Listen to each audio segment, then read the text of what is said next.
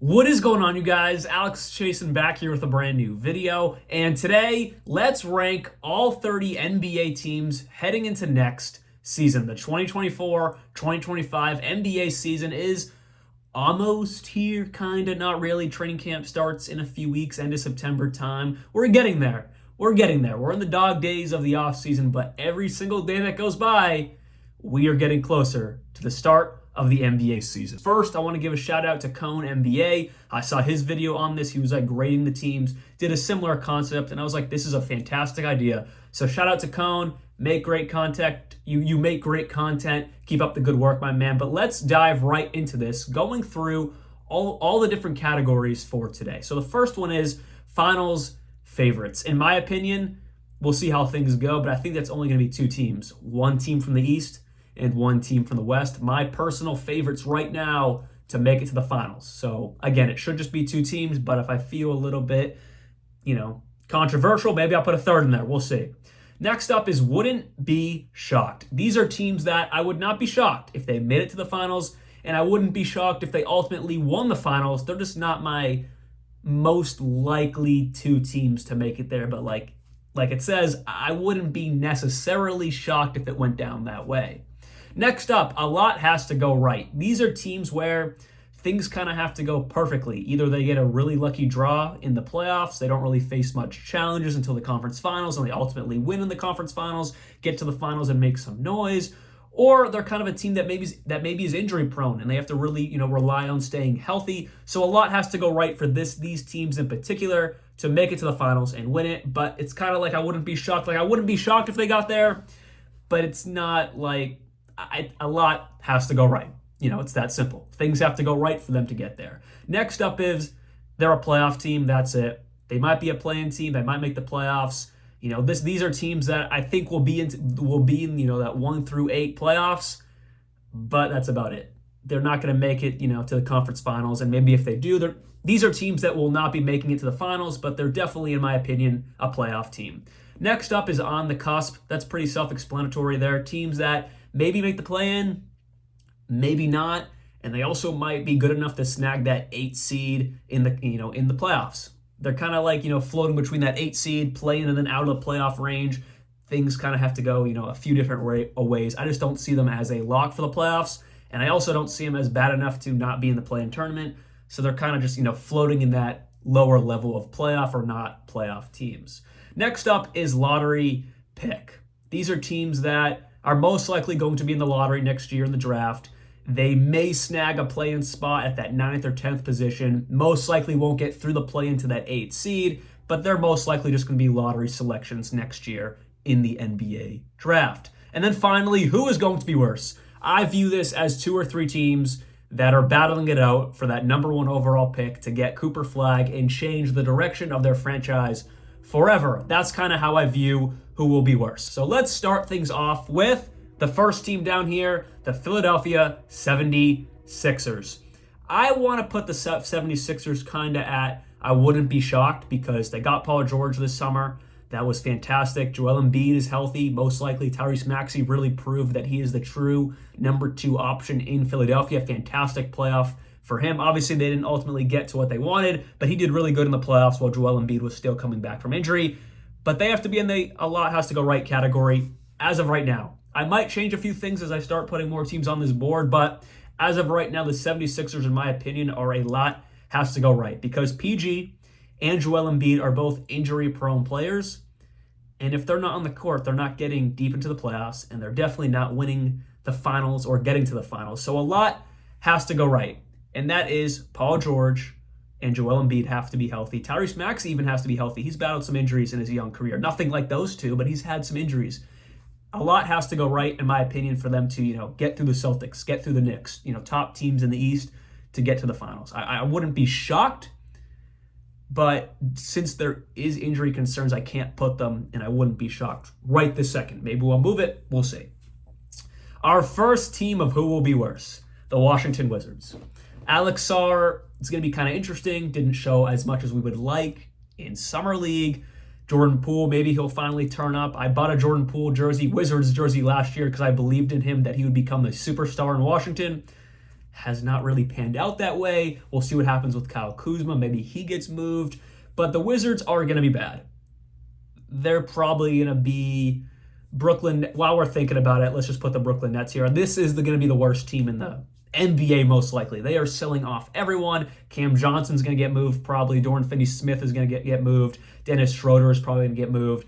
They're bad, the Brooklyn Nets. And so are the Washington Wizards, but I think the Brooklyn Nets will just be, they're in full tank mode. They're trying to do what they can to get Cooper Flagg, try to get that first overall pick and just change everything. Whereas the Wizards, they got some good young pieces, but they're just going to be bad in general. Bilal Coulibaly is promising, but he's raw. So yeah, those are the two teams at the bottom right there. The Atlanta Hawks, they're going to be in that lottery/cusp area. Trae Young is the sole star of this team. I believe now Jalen Johnson, he could be in, most improved player conversations if he plays enough games to get into that, conversation. He didn't last year. That's why he wasn't in that conversation. But, obviously Zachary Razorshea is the man to watch. But again, I think he's a lot like Alex Sarr. I think a lot of these foreign guys are going to be kind of project guys for a couple years. They're not going to jump into the NBA like Wemby did and pop off the screen. I think that, the Hawks are just kind of in a really weird spot. They still have Clint. They got Trae Young, who has constantly been in rumors as of late. They shipped off DeJounte Murray. They're definitely in that rebuild direction. And this season, they might realize Trae Young is the next one that has to be offed. That sounded wrong. We don't want to kill Trae Young, but the next one that has to be traded. They might realize that this season, and maybe that'll even happen this season. I doubt it. But I would say they're in that more lottery range. But I wouldn't be shocked if they're a playing team. Trae Young has enough, he's one of the best point guards in the game, and there is enough solid rotational guys around him, especially if Jalen Johnson pops off. They still have Bogdanovich. They got Clint Capella, a Kongu I'm a huge believer in. There's enough there to be a play-in team, but I also think they might try to wean back and try to get a good pick again next year. So I'll put the Atlanta Hawks at the lottery range, but they definitely could be, 10th, 9th seed in that play-in and make a little bit of, conversation there. The Cleveland Cavaliers, I am going to put them at, again, I may move some things as we go through this, but as of right now, I'm going to put them at, not there. A lot has to go right because they have, you know what? No, they're going to be a playoff team. That's it. I hate to say this, but it needs to be said. Donovan Mitchell has not proved to me he can be a number one option on a championship team in the playoffs. He hasn't proved it to me. I know he got injured last year. I'm not really talking about last year, but just overall, his time in Utah, his time in Cleveland, he is a superstar in the NBA, but I don't think he can be the superstar on a team. They need a better wing. Okoro and Max Strus aren't cutting at that wing position. They're great depth pieces, but they need a better star wing to pair up with Donovan Mitchell. Garland has to have a resurgence of his all-star form. Was not like that last year. He needs to get back to that. So I'm going to put them as of right now, playoff team, that's it. They'll for sure be a playoff team. They'll be good. But I have to see more from Donovan Mitchell in the playoffs to be like, yeah, he can be a main guy on a championship team. And I don't see that right now. The Pistons, lottery pick. Shout out Detroit. I don't think they're going to be in the battle of who will be worse. I don't think they're going to be that bad. I expect them to get, what'd they get, like 17 wins last year? 22 wins, between 22 and 17, I think. I think they'll get 10, 15 more. I mean, they got Tobias Harris this summer. He's back in Detroit. Not that moves the needle too much, but he's a real, low level at this point in his career star NBA player that can, be alongside Cade Cunningham, Jaden Ivey, Jalen Duren, Thompson. So I think it's solid what they got. They have so many young guys to play. Marcus Sasser. They have so many young guys to feed. Ron Holland now. I mean, they have so many mouths to feed that are super, super young. And I don't know. But again, they should definitely improve. You would hope so. They got JB Bickerstaff down there now. They got rid of Monty Williams quick. So, I think they'll be, an improved team. I think the Atlanta Hawks are closer to still being a play-in team than the Pistons are. I think the Pistons are still going to be, that 12th, 13th, maybe 11th seed in the East. We'll see. But I think they'll be a little bit improved compared to last year. The Indiana Pacers, I know they just made the ECF, but a lot did go right for them to get there. As of this year right now, they are just a playoff team. That's it. A lot, yeah. I love Tyrese Halliburton. Pascal Siakam was huge. You know what? call me crazy, but I'm going to put them over the Cavs. I'm going to put them as a lot has to go right. I think they have the potential to, if everything goes perfectly, they get some breaks with the Celtics maybe getting injured, the Sixers getting injured, the Knicks getting injured. They're that next team up, in my opinion, that could make it to the finals. They have that ECF experience. Again, they did have a good road to the ECF last year, but Tyrese Halliburton has proved that, he's a superstar player. And then Pascal Siakam proved he is still a fantastic playoff performer, and because he played amazing in the playoffs last year. They have great depth. Benedict Mathurin was out all last playoffs. I'm a believer in Indiana, but a lot, again, has to go right. So I'm going to put them there for now. We'll see where I go in a minute here. The Bucks, they're also in a lot has to go right. I just made a video. My last video was all on the Milwaukee Bucks right now and also their future. It's a little bit concerning. I'm not going to dive too deep into it. I'll put the link up top if you want to check out my opinion on what's going on in Milwaukee. But a lot has to go right. They are no longer a top 2 team in the Eastern Conference. They are no longer a dog in the Eastern Conference. That is the Knicks and the Celtics. Everyone else is going to be battling it out for that 3 to 8 seed in the playoffs. Everyone else is going to be duking it out for those positions. The Bucks are now in that conversation. Last year, they proved that they took a step back. Guys are getting older. Giannis is still in his prime. He arguably had one of his best seasons of his entire career last year, so he is going to be fine, but everyone else around him, I'm a little bit concerned about due to injuries or just age in general, but Giannis is still that guy, no question, but I have to put him at a lot has to go right. The Toronto Raptors, they're going to be my first... I see them as similar to the Atlanta Hawks. I almost put them on the cusp, but I see them very similar to the Hawks, where they have the talent to, get into the play-in, that 9th or 10th seed maybe in the play-in, but I don't know if it ultimately will work out that way. RJ Barrett and Emmanuel quickly played pretty darn good alongside Scotty Barnes last year when they first got to Toronto. So we'll see how things go. I think RJ Barrett hopefully can take a leap up. Emmanuel quickly can take a leap up. Scotty Barnes can continue his rise to stardom. I'll put him at lottery range because they just don't have, amazing depth.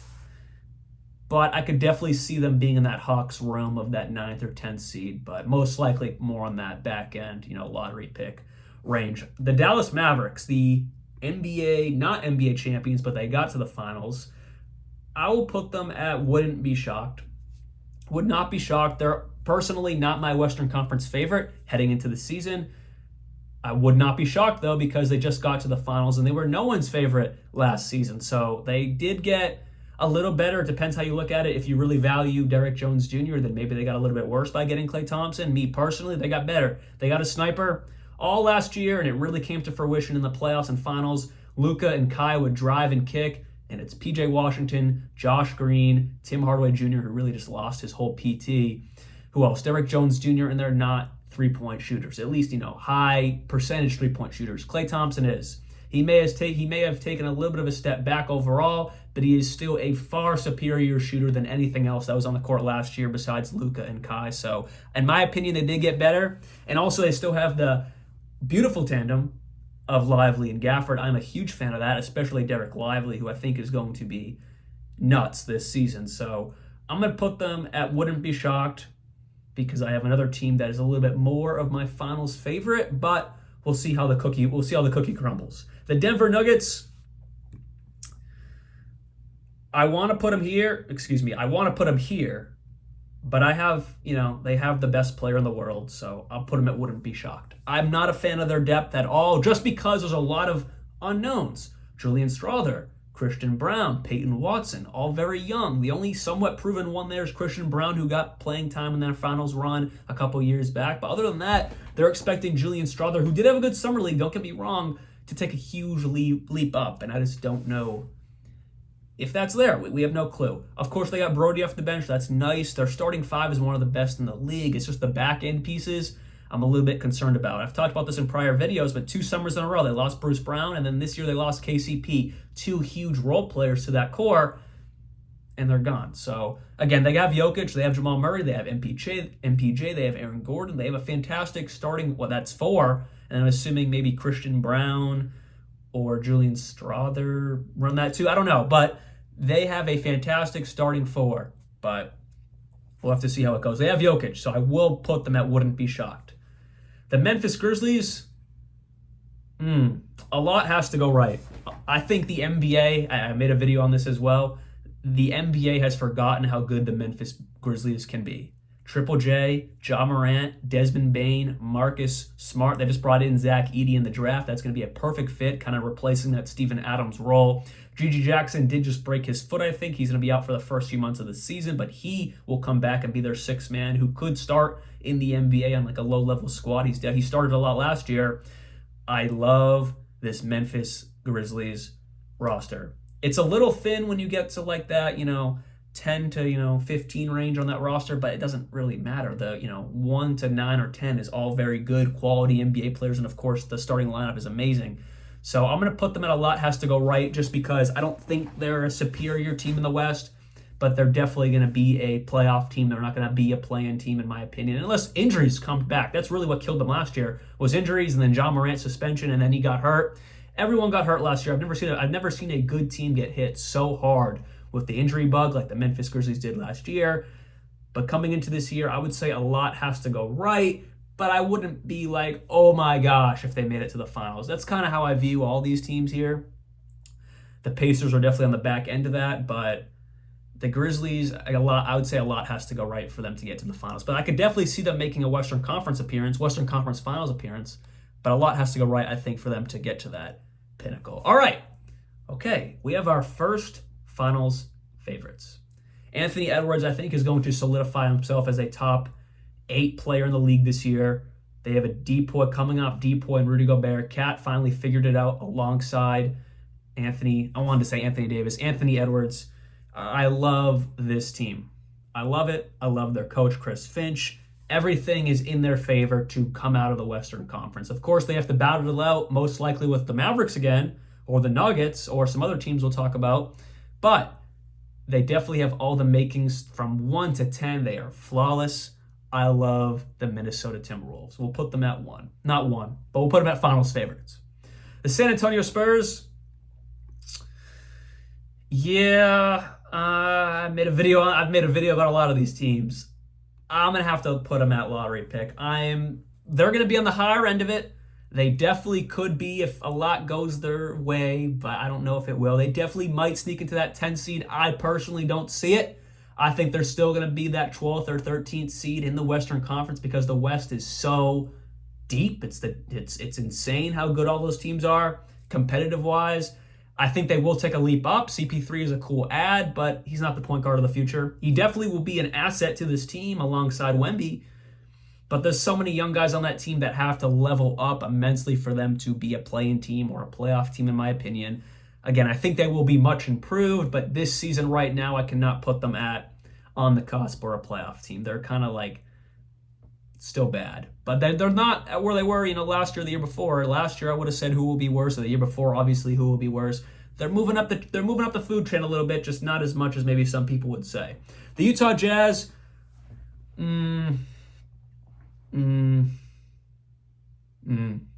I'll put them on the cusp. No. Yeah, because I think they're like a surefire.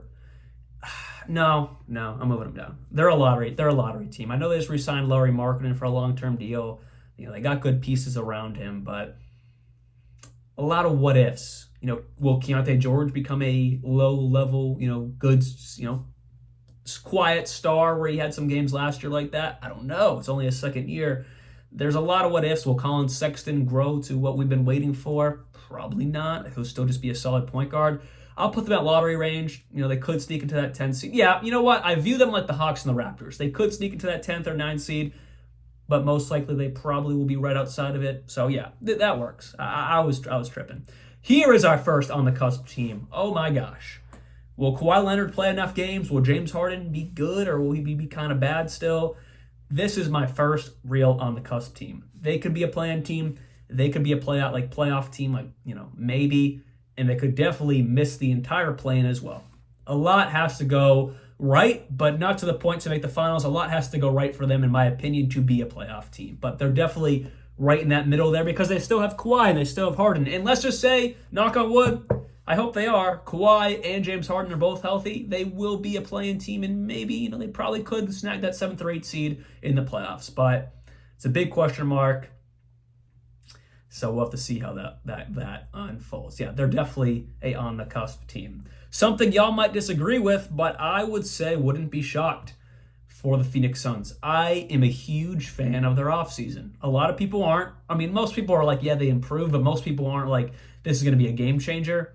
I think it's going to be a game changer. They got two ball handlers who aren't going to turn the ball over. They're going to run that offensive flow in Tyus Jones and Monte Morris. It was Devin Booker running the offense last year. That's not a good thing. They fixed that. They also brought in Mason Plumlee, a good backup center behind Nurkic. He probably could start some games as well because it's not like Nurkic is anything crazy right now. I really love their offseason in Phoenix. So I would say I would not be shocked if they got to the finals. They're not my favorites. I would still put the Nuggets and Mavericks above them, but they're definitely higher than a lot has to go right, in my opinion. Their only weird thing is who's their small forward. You're running Book and Beal and Tyus Jones in that starting five. It's going to be Book at that wing, most likely. He's a little bit bigger than Bradley Beal, but that also is a little bit awkward. So they're going to have to figure that out. But I would definitely put them at wouldn't be shocked just because I am a believer in what they have there. A lot of people aren't. I am one of those people that is definitely a believer in Phoenix. All right, Portland, they're still in. Who's going to be worse? They're still there. A lot of question marks will scoop, rise up a little bit this year. DeAndre Ayton, Klingon, Robert Williams, they have so many bigs they have to figure out with. I just don't think they're going to... They have a lot of solid talent to be more in that lottery pick range. I just think they're going to use this season as kind of figuring out who's here for the long haul, who's going to be traded off. Shaedon Sharpe, is he the next star of this team? This is going to be like a figure-it-out year, and I don't really think they're going to be focused on winning games. They're going to be more like, let's run certain rotations and see what works, and next year we can move up to that lottery range and see what's going on, because maybe they could get Cooper Flagg and everything will be just fine in Portland. Sacramento, they're a playoff team, that's it. They're definitely a playoff team. DeMar DeRozan is huge. I think that, 1 year of missing the playoffs will not turn into another long, 15, 20-year drought of them not getting into the playoffs. I don't think it's going to be that. It definitely won't be that. They're going to be good. They're going to be really good. They're going to be competitive, but I think they're a playoff team, that's it. They have no higher ceiling, in my opinion, than just a playoff team. I think they'll get to the second round, unlike their first, time back to the playoffs, but we'll see how things go there. But yeah, they're definitely a playoff team. New York Knicks. Whoa, I just highlighted that whole thing. The New York Knicks would not be shocked. I'm a Celtics fan. I know I don't have any green behind me, but I am a Celtics fan. I'm a huge believer in the New York Knicks. Not to the point of my Boston Celtics, but they retained OG Anunoby. They got Mikal Bridges, Jalen Brunson. This team is amazing. Their only little question mark is they did lose Ihart this summer to OKC, but Mitchell Robinson. They did lose Ihart to OKC. I don't know why I said but. That just completely messed up my train of thought. But they now have Mitchell Robinson as their starting center, which wasn't bad a few years ago, but then, he's injury prone. They brought Precious Achiuwa back. They're going to have to kind of figure out what's up with that center rotation. Julius Randle, forgot to mention him. This team is loaded. I love it. But it's really that center position that is really a question mark because of health of Mitchell Robinson. But if he's healthy, they can compete with anyone. And I think even without him, they still will compete with anyone. But Mitchell Robinson just adds a defensive presence that is much needed, especially come playoff time. The Pelicans, I kind of want to put them in a lot has to go right, but due to a way even worse than the New York Knicks center situation, they have Yves Missi, their rookie, which may pop off right away. I don't know. And then Daniel Tice. Those are their only two bigs. Daniel Tice, definitely not an answer. Yves Missi, hopefully he pops off right away. I don't know, but he's a rookie. I got to put him at a playoff team. That's it. They definitely took a jump up. DeJounte Murray is great, but there's still a big question mark there. There is a lot of mouths to feed. DeJounte Murray, CJ McCollum, Brandon Ingram, and Zion Williamson. Brandon Ingram is in a contract influx. He's in his final year of his deal. No extension was made. Maybe they get it done next offseason. I made a video on that as well. I made a video pretty much on everything, guys. Brandon Ingram, if they don't start the season how they want to start the season, I would not be shocked if Brandon Ingram gets traded around the trade deadline for a big man in return. Portland, Ayton, that might be up there. There's no rumors on that. I'm just thinking off the top of my head, but Pelicans are kind of in a weird spot, but they're definitely, Ingram there or not, they are, in my opinion, definitely a playoff team because they have a really, really good deep roster. Herb Jones and Trey Murphy off the bench, maybe one of them will start depending on what they want to do, especially since they have no center. I personally would start Zion at center and have Herb Jones come into the starting five. That's just me because I'd rather have Zion at my center because it's just better than Yves Missi or Daniel Tice. Next up, the Charlotte Hornets. They're taking a little bit of a level up. I'll put them at lottery pick. They're not going to be in the range of, you know what? No, I think they definitely could make a little bit of noise. They'll be more competitive this year. I'm a huge Brandon Miller guy. Roll Tide. LaMelo Ball. It really comes down to LaMelo Ball and his health. If he can stay healthy, I would not be shocked if they snag a 10th seed in the play-in. But if he's not healthy, they're going to be that, 12th, 13th, not 14th, but they'll be that 12th or 13th seed where they've been stuck for a very long time in the Eastern Conference. If LaMelo Ball is healthy, Brendan Miller is healthy, Miles Bridges is healthy, Mark Williams is healthy, they could make some noise and sneak into that play-in tournament, and I wouldn't be shocked. But it's a lot of what-ifs with LaMelo Ball staying healthy. And also Miles Bridges not getting in any trouble, so we'll see how that goes as well. The Rockets, many people will disagree. They probably have them as a playoff team. I don't. I put them on the cusp where there will probably be a play-in team, maybe sneak into the playoffs with that 7th or 8th seed.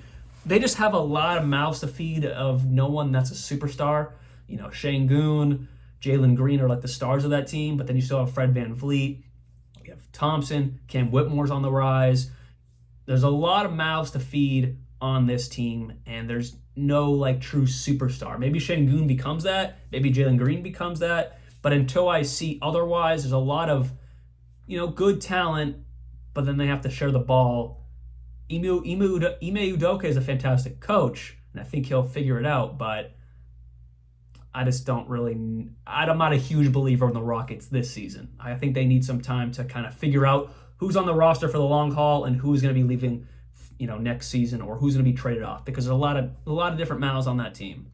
The Miami Heat, they're always going to be I'll put them as a playoff team. That's it. If the Rockets were in the Eastern Conference, they would be in a playoff team. That's it. So let me just put that. Let me get that straight. I think the Rockets are better than the Miami Heat, but it's they luck out. They're in the Eastern Conference, and the Rockets aren't. So the Heat will definitely be a playoff team. Eric Spoelstra is one of the best coaches in the league. What's going to happen with Jimmy Butler? I don't know. We'll see how that goes. But they got Bam, they got Tyler Hero, they got Terry Rozier now on that team. A very, very solid team. Jaime Jaquez Jr., I think, will take a step up this year. I like what they got in Miami, and since they are blessed to be in an easier conference, they'll definitely be a playoff team, but that's it. They're not going to go very far. That has ended. Their random runs to the finals are over, Heat fans. I'm sorry to break it to you. The Chicago Bulls, they disgust me. I'm not even a fan, and they disgust me. I'll put them at lottery pick. That's it. They gotta get rid of Zach LaVine. Vucevic, he should have been gone a long time ago. Maybe Josh Giddey and Kobe White make some noise. We'll see. But Buzelis, I like as a good pick. He had a good summer league. But they got to pick the rebuild direction and stick with it and get everyone else who points them in a different direction out of town. The Thunder. If I were to put one team also in finals favorites, it would be the Thunder, but I'm not going to do that. I'll stick to just two. The OKC Thunder, wouldn't be shocked. They have all the capabilities to get to the finals and win that thing. They had one of the better off seasons for just fitting their needs. Alex Caruso was huge. Isaiah Hartenstein was a huge. I love their offseason. And then, of course, they have a top 5 player in SGA. J-Dub and Chet, I think, will take huge leaps. I love the Thunder. They're going to be, I wouldn't be shocked. Would not be shocked at all. Honestly, no. I was going to say, honestly, I was going to switch the Thunder and Wolves, but no. I'm okay with this as of right now. Warriors, on the cusp. They're so on the cusp. I honestly almost want to put them at lottery pick, but they have Stephen Curry. So for the very reason of Stephen Curry, they are going to be on the cusp. Buddy Hield is not Klay Thompson. He won't replace Klay Thompson. He kind of lost his spot in Indiana, gets traded to Philadelphia, loses out of the rotation in Philadelphia because it's not the same Buddy Hield. But maybe, just maybe, alongside his splash buddy and Steph Curry, they can turn that around and Buddy Hield can become dominant again. Yes, that is a train you're hearing in the background. I'm trying just to ignore it and keep pushing through this video because we're almost done. The Boston Celtics,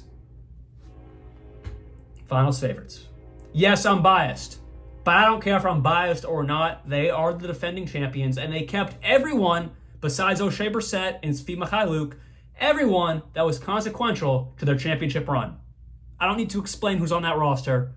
It's loaded. They are finals favorites, and they are the favorites to win the damn thing again. I know KP is going to miss the start of the season, but that means nothing. As long as KP is fully healthy for the playoffs and finals, that's all I care about. He could sit all 82 games, come for the playoffs and finals, and I'd be cool. I'd be okay with that. All right, final two. Let's bang through this. The Lakers, they're going to be a playoff team, but that's it.